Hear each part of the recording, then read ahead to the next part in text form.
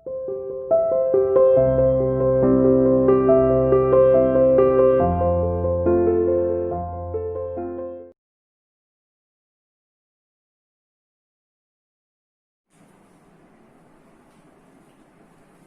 बेटा, आज हम कक्षा 10वीं में हिंदी विषय में अपना लेसन कृतिका से जो है सना सना हाथ जोड़ी जो हम आधा पढ़ चुके हैं, आज उसी को हम आगे कंटिन्यू करते हैं, उसी को आगे पढ़ेंगे और समझने का प्रयास करेंगे।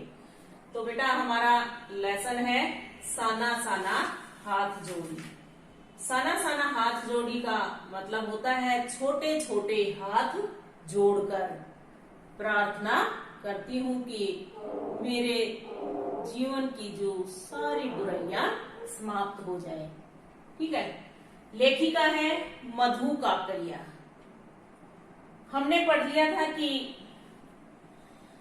जब लेखिका पहाड़ी रास्ते से गुजर रही थी तो उस समय उसने जो रास्ते को चौड़ा करने वाली महिलाओं को देखा तो उसका हृदय एकदम से झकझोर गया कि ममता और श्रम एक साथ, यानी वो काम भी कर रही थी, पत्थर भी तोड़ रही थी और ममता क्या थी कि उन्होंने अपने बच्चे अपनी पीठ पर बांधे हुए थे। ठीक है। और श्रम क्या कर रही थी? वो पत्थर तोड़ रही थी। ठीक है। तो ये दोनों एक साथ इक्वल चल रहे थे। ये नहीं है कि बच्चों से प्यार है तो बच्चों को ही लेकर बैठ गए या फिर काम में ही लगे रहे। तो उसके बाद वो जैसे जैसे आगे हिमालय की तरफ बढ़ती गई तो हिमालय का रूप वो विशाल होता चला गया और वो पल पल अपना रूप बदलता गया। जैसे जैसे कहीं जैसे पलस्तर उखड़ी हुई दीवार हो, ऐसे खाली पत्थर नजर आने लगे, कहीं सफेद चादर, बर्फ की जो चादर बिखरी हुई नजर आने लगी, कहीं थोड़ा हल्का पीलापन लिए हुए भी नजर आने लगे। अब उसके बाद आगे हम उससे आगे कंटिन्यू करते हैं। तो देखिए बेटा अपनी किताब में हम थोड़ा सार रूप में पढ़ रहे हैं, थोड़ा शॉर्ट में पढ़ रहे हैं। धुंधली चादर हटी तो सामने दो विपरीत दिशाओं से आते छाया पहाड़ थे जिनके बीच जैसे जन्नत बिखरी थी। पर्वत, झरने, फूलों, घाटियों और वादियों के दुर्लभ नजारे, दुर्लभ जो मुश्किल से मिलते हों, लेखिका को कहीं बहुत गहरे अपने आप से जोड़ रहे थे। उसकी आत्मा की खिड़कियां खुल रही थी। उसे लगा कि ईश्वर के बहुत निकट है। यानी ये हम पढ़ चुके थे एक बार, उसी से रिलेटेड, उसी को जोड़ने के लिए इसको हम दोबारा से इसी पैरे को पढ़ रहे हैं। ठीक है। उसे लगा कि ईश्वर के बहुत निकट है। उसके होठों पर वही प्रार्थना पुनः आने लगी, साना साना हाथ जोड़ी। मंत्रमुग्ध सी वह थोड़ी दूर तक निकल गई तो उसकी दृष्टि पहाड़ी औरतों पर पड़ी जो पत्थर तोड़ रहे थे। उनकी काया कोमल थी पर हाथों में कुदाल और हथौड़े थे। कईयों के पीठ पर बंधी डोको होती है टोकरी में उनके बच्चे भी बंधे थे। पूरी ताकत से वे कुदाल को जमीन पर मार रही थी। वे उस अलौकिक सौंदर्य से निरपेक्ष अपनी जीविका के संघर्ष में रत थी। एक पल के लिए लेखिका को लगा मानो किसी समाधि भाव से नाचती नृत्यांगना के घुंघरू टूट गए हों। यानी लगातार से कोई नाचने वाली अगर एकदम से रुक जाए तो ऐसा लगता है जैसे उसका घुंघरू टूट गया हो।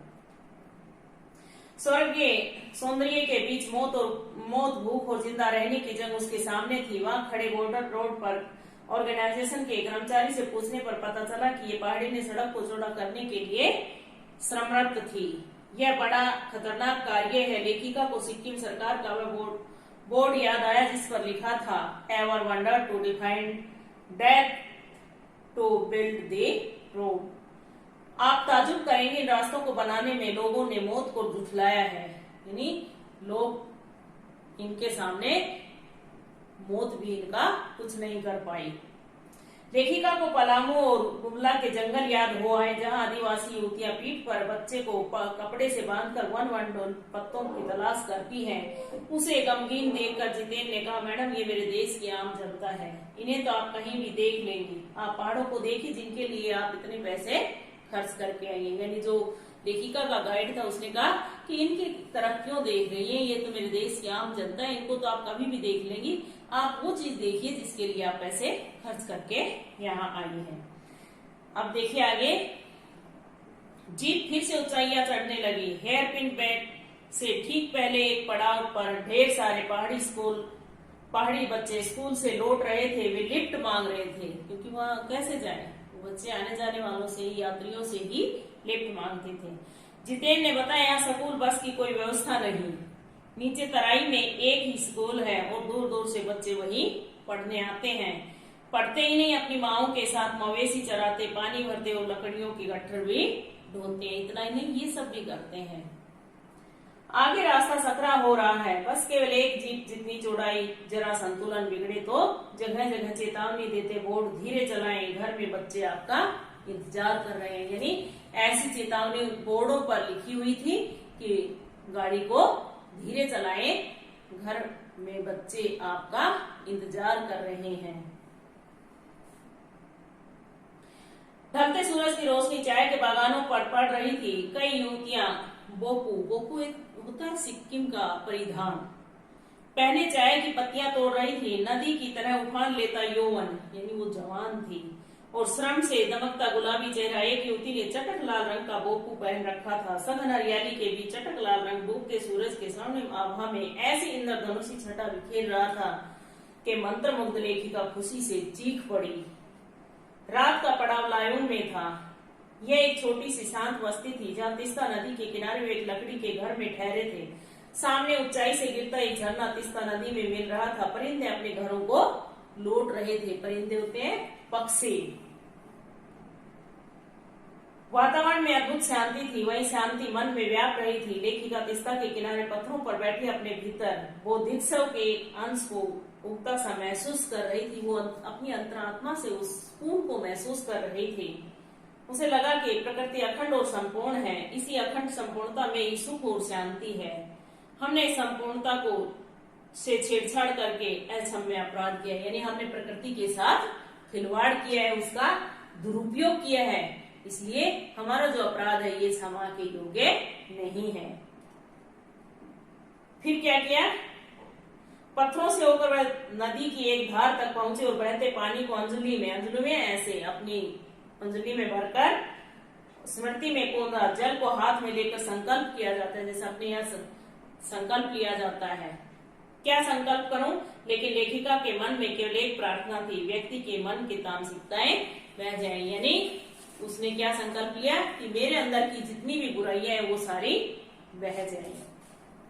रात में जितेन ने गाने की तेज धुन पर नाचना शुरू किया तो सभी सैलानी मस्ती के रंग में आ गए। 50 वर्षीय मणि ने तो ऐसा जानदार नृत्य प्रस्तुत किया कि लड़कियां भी मात खा जाएं। लेखिका सोच रही थी किसी के अंदर इतना आनंद कहां से आता है। लायू समुद्र तल से 14,000 फीट ऊंचाई पर है, पर आशा के विरुद्ध बर्फ यहाँ भी देखने को न मिली। एक सिक्किमी युवक ने बताया कि 500 फीट ऊपर कटाव में बर्फ मिल सकती है। कटाव एक इतनी सुंदर जगह है कि उसे भारत का स्विट्जरलैंड कहा जाता है। कटाव का रास्ता खतरनाक था, फिर धुंध और बारिश भी थी। जीप जैसे बादलों को चीरकर निकल रही थी। खतरे के एहसास ने सभी को मौन कर दिया था। डर के मारे सब एकदम सुन्न हो गए थे। केवल सैलानियों के सांस लेने की आवाजें ही सुनाई दे रही थी। करीब आधे रास्ते बाद धुंध छटी तो सन्नाटा भी टूटा। नार्गे ने उत्साहित होकर कहा, कटाव हिंदुस्तान का स्विट्जरलैंड है। मणि ने प्रतिवाद किया, यानी उसका उत्तर दिया, नहीं, स्विट्जरलैंड भी इतनी ऊंचाई पर नहीं है और न ही इतना सुंदर है, यानी ये तो उससे भी सुंदर है। कटाव के निकट पहुंचने पर पहाड़ों पर कहीं कहीं बर्फ नजर आने लगी। थोड़ा आगे बढ़ने पर सब और गिरी बर्फ मिली। सबके मन प्रसन्न हो उठे। जितेन तो प्रसन्नता के मारे झूमकर गाने लगा, तिमरो माया सेंधे मलाई सताऊ छे, तुम्हारा प्यार मुझे सदैव रुलाता है। लेखिका भी खुशी के मारे नाचना चाहती थी। वह बर्फ में धंस जाना चाहती थी, लेकिन उसके पास लंबे जूते नहीं थे और न ही आसपास कोई दुकान थी जहां से भी किराए पर ले सके। लेखिका फोटो खिंचवाने की अपेक्षा उस परिदृश्य को अपने भीतर खींच रही थी ताकि महानगर के डार्क रूम में इसे फिर देख सके। उसे लग रहा था कि उसी विभोर कर देने वाली दिव्यता के बीच ही हमारे ऋषियों ने वेदों की रचना की होगी। यानी वो ये सब सोच रही थी कि ये इतनी सुंदरता और इतना शांत माहौल है, तो यही शायद वेदों की रचना की गई होगी। प्रकृति किस नायक ढंग से सारा इंतजाम करती है। सर्दियों में बर्फ सहेजकर गर्मियों में जलधारा बनकर प्यास बुझाती है। यानी वो अपने प्रकृति का एक जल संचय का एक तरीका है, क्या कि वो सर्दियों में बर्फ के रूप में पानी को जमा कर लेती है और जब गर्मियों में पानी की कमी होती है तो पिघलकर जलधारा के रूप में बहती है और हमारे कंठों की प्यास को बुझाती है। लेखिका भी थोड़ा और आगे जाने पर फौजी छावनियां दिखाई पड़ी। चीन की सीमा थोड़ी ही दूर है। लेखिका ने एक फौजी से कहा, इस कड़ाती ठंड में आपको बहुत तकलीफ होती होगी। फौजी ने एक उदास सी हंसी हंसकर कहा, आप चैन की नींद सो सके इसलिए हम यहाँ पहरा दे रहे हैं। वहीं एक बोर्ड पर लिखा था, we give our today for your tomorrow, कि हम तुम्हारे कल के लिए है। लेखिका का मन पिघलने सा लगा। जनवरी में ये सब यहाँ पेट्रोल को छोड़कर सब चीज जमने लगती है। इतनी ठंड होती है कि वहां पेट्रोल के सिवाय बाकी सारी चीजें जम जाती हैं। जवान तब भी यहाँ तैनात रहते हैं। बस यात्रा लेखिका के लिए जैसे एक खोज यात्रा थी। जितेन ने नेपाल के माओवादी संघर्ष के बारे में बताया कि माओवादियों पर हेलीकॉप्टर द्वारा बम बरसाए जाते थे, लेकिन जैसे ही उनका कोई साथी मरता वे पीठ पर बंधी टोकरी ढोकों में उसका शव डाल लेते। मजाल की सरकार के हाथ एक भी डेड बॉडी लगी हो, यानी मरते ही वो अपने साथी को वहां से उठा ले जाते थे। युमथांग की घाटी में ढेरों ढेर फूल खिल रहे थे। जितेन ने बताया, कुछ ही दिनों में घाटी फूलों से इतनी भर जाएगी कि मानो फूलों की सेज बिछी हो। युमथांग में चिप्स बेचती एक युवती से लेखिका ने पूछा, क्या तुम सिक्किमी हो? तो उसने कहा, नहीं, मैं इंडियन हूँ। लेखिका को सुनकर अच्छा लगा। सिक्किम के लोग भारत के साथ मिलकर खुश हैं। काश कश्मीर के साथ भी ऐसा सहज विलय हो जाता। जितेन तरह तरह की जानकारियां दे रहा था। उसने बताया कि पहाड़ी कुत्ते सिर्फ चांदनी, यानी जो पहाड़ी कुत्ते हैं वो सिर्फ चांदनी रात में भौंकते हैं। एक जगह उसने बताया कि यहाँ एक पत्थर है जिस पर गुरु नानक के फुटप्रिंट हैं। कहते हैं गुरु नानक की थाली से छिटक कर थोड़े चावल वहां गिरे थे जहाँ चावल की खेती होती है। खेतों की ओर इशारा करते हुए उसने बताया कि यहाँ देवी देवताओं का वास है। जो भी यहाँ गंदगी फैलाएगा वह मर जाएगा। उसने बताया कि वे पहाड़, नदी, झरने की पूजा करते हैं, इन्हें कभी गंदा नहीं करते, जबकि हमारे यहाँ उल्टा है, पानी को गंदा करते हैं। कुछ भी होता है पानी में प्रवाहित करते हैं, और वहाँ क्या है, वो इनको कभी गंदा नहीं करते। क्यों? क्योंकि वो उन्हें जीवन दाता मानते हैं। उसने यह भी बताया कि युमथांग पहले टूरिस्ट स्पॉट नहीं था।